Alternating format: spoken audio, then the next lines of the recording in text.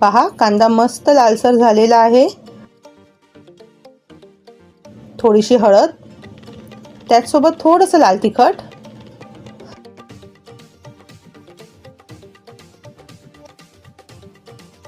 पहा लाल तिखट व्यवस्थित परतून घेतलेला आहे. आता ह्याच्यातच आपण कांदा आणि टोमॅटोचं जे वाटप तयार करून घेतलेलं होतं ते घालून घेऊया.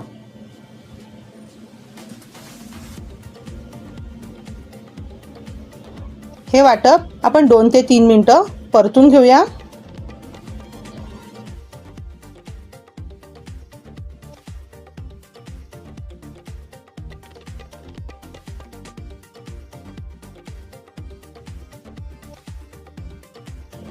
वाटप आपले 2 ते 3 मिनिटं परतून झालेलं आहे. ह्याच्यातच आपलं जे हिरवं वाटप होतं म्हणजेच कोथिंबीर, आलं, लसूण आणि मिरचीचं वाटप ते सुद्धा टाकून घेऊया.